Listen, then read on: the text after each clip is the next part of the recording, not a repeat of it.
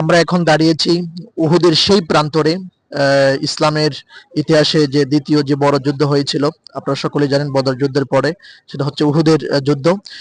এই সেই উহুদের পাহাড়, যে পাহাড়কে আল্লাহ রাসূল সাল্লাল্লাহু আলাইহি ওয়াসাল্লাম বলেছেন যে উহুদ পাহাড় আমাদেরকে ভালোবাসে, আমরা উহুদকে ভালোবাসি, এবং যে উহুদ পাহাড় জান্নাতে যাবে রাসূলের সাথে।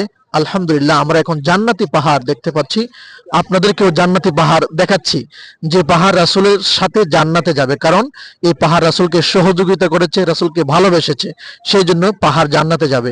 এখান থেকে একটা জিনিস শিক্ষণীয় একটা বিষয় হলো, আমরাও যদি সবসময় ভালো মানুষকে সাপোর্ট করি, ভালো কাজে সহযোগিতা করি, ইনশাআল্লাহ আমরাও ওই ভালো মানুষদের সাথে, ভালো মানুষকে সাপোর্ট করার কারণে আল্লাহ পাক কিন্তু আমাদেরকেও সেই জাযা দান করবেন। সম্মানিত ভিউয়ার্স, আমরা যে প্রান্তরে দাঁড়িয়েছি সেটা হচ্ছে উহুদের মাঠ। এই মাঠে কিন্তু সাধারণ যুদ্ধ হয়েছিল। এই যে উহুদের মাঠটা দেখা যাচ্ছে এখানে সামনে, এই যে মাঠটা, উহুদের মাঠটা দেখা যাচ্ছে এখানে। এখানে যে গ্রিল দেয়া যে কবরস্থানগুলো দেখা যাচ্ছে, সেখানে হচ্ছে 70 জন সাহাবা উহুদ যুদ্ধে শহীদ হয়েছিলেন, আপনারা সকলেই জানেন। সেখানে হযরত আমির হামজা রাদিয়াল্লাহু তাআলা আনহু, নবীজির চাচা, শহীদ হয়েছিলেন। হযরত হানজালা রাদিয়াল্লাহু তাআলা আনহু শহীদ হয়েছিলেন। ওনাদের কবর কিন্তু এই জায়গাতে দেখা যাচ্ছে, মানে হামজা রাদিয়াল্লাহু তাআলা আনহু সহ 70 জন সাহাবাদের কবর কিন্তু এই জায়গাতে আছে। আল্লাহ রাসূল সাল্লাল্লাহু আলাইহি ওয়াসাল্লাম বলছিলেন, কিন্তু যুদ্ধের প্রথম দিকে কিন্তু মুসলমানদের ভালো অবস্থানে ছিল, কিন্তু যখন পরবর্তীতে যখন দেখলো যে মুসলমানরা বিজয়ী হয়ে যাচ্ছে, তখন যে রাসূল সাল্লাল্লাহু আলাইহি ওয়াসাল্লাম যে জায়গার মধ্যে 50 জন তীরন্দাজ বাহিনীকে রেখেছিলেন, বলেছিলেন যে তোমরা কখনো এই জায়গাতে নামবে না। রাসূলের আদেশ অমান্য করার কারণে পরবর্তীতে কিন্তু এই বিশৃঙ্খলা সৃষ্টি হয়ে যায়। এখান থেকে একটা বিষয় স্পষ্ট যে রাসূল সাল্লাল্লাহু আলাইহি ওয়াসাল্লামের একটা আদেশ অমান্য করার কারণে যদি যুদ্ধের ময়দানে একটা বিশৃঙ্খলা অবস্থা সৃষ্টি হওয়ার কারণে 70 জন সাহাবা কিন্তু শহীদ হয়েছিলেন। আমরা যদি এই পৃথিবীর জমিনে যদি আমরা অন্য রাসূলের যে আইনগুলো আছে আমরা অমান্য করি, আমরা কত যে লাঞ্ছিত হব, বঞ্চিত হব, এখান থেকে এটা বোঝা যায়।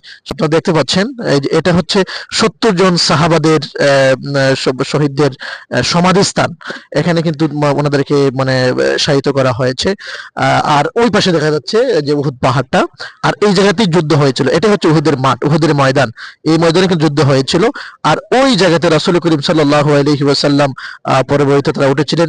হযরত তালহা রাদিয়াল্লাহু তাআলা আনহু নবীজির কে ঘেরাও করে রাখার কারণে উনি অনেক তীরবিদ্ধ হয়েছিলেন, রাসূলকে সাহায্য করেছিলেন। হ্যাঁ, আমরা সেই উহুদ প্রান্তরে এসেছি। আল্লাহ পাক যে আমাদেরকে এখানে নিয়ে এসেছেন, আলহামদুলিল্লাহ, আল্লাহ পাকের শুকরিয়া আদায় করছি। আমার ভাই মোহাম্মদ দিলওয়ার আহমদ, উনিও ইসলামী স্থান দর্শন করার জন্য খুবই উদ্গ্রীব। আমাদেরকে আল্লাহ সুবহানাহু ওয়া তাআলা যে সুন্দর একটা পরিবেশে নিয়ে এসেছেন, এজন্য আমরা আলহামদুলিল্লাহ। দিলওয়ার ভাই, এই ব্যাপারে আপনি কিছু কথা বলেন। আলহামদুলিল্লাহ, উহুদ পাড়ে আমরা এসেছি, দেখে অনেক ভালো লাগছে। আপনারা আসার জন্য আমরা অনুরোধ করব। আমার পেছনে দেখতে পাচ্ছেন উহুদ পাহাড়টি।